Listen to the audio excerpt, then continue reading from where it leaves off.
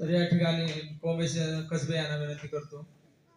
या ठिकाणी आजच्या या कार्यक्रमाचे अध्यक्ष आणि इतर मान्यवर आज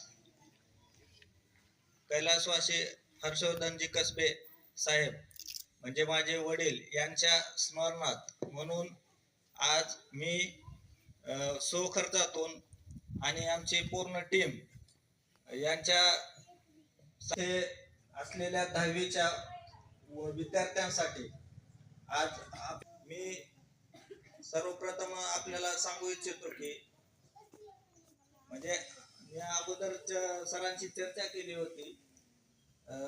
मग आपल्या विद्यार्थ्यांसाठी उपयुक्त असं या काळामध्ये कोणतं साहित्य असेल तर सरांनी सांगितले की अपेक्षित वाटणं गरजेचं आहे, कारण काही मुली आणि 10वीचं वर्ष हे खूप महत्वाचं असतं आणि याची जाणीव मला ज्यावेळेस माझे वडील होते त्यावेळेस खूप जाणीव होती, कारण त्यावेळेस 10वीच्या वर्षी त्यांनी मला म्हणल ते साहित्य, काही साहित्य मला सुद्धा माहित नव्हते पण ते आणून देत होते.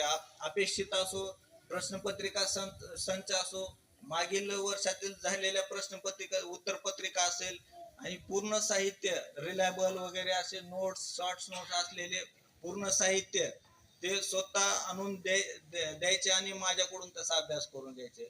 पण आपल्या या शाळेमध्ये आपले पालक जेवढे आपल्याकडे लक्ष देऊ इच्छितात पण काही अडचणीमुळे, काही त्यांच्या वैयक्तिक अडचणीमुळे ते आपल्याला साहित्य पुरवू शकत नाही. या विचारातून मी आणि आमच्या टीमने असा निर्णय घेतला की येथील 10वीच्या विद्यार्थ्यांना आमच्याकडून अपेक्षित वाटप करण्यात यावं आणि म्हणून हा कार्यक्रम येथे आयोजित करण्यात आलेला आहे.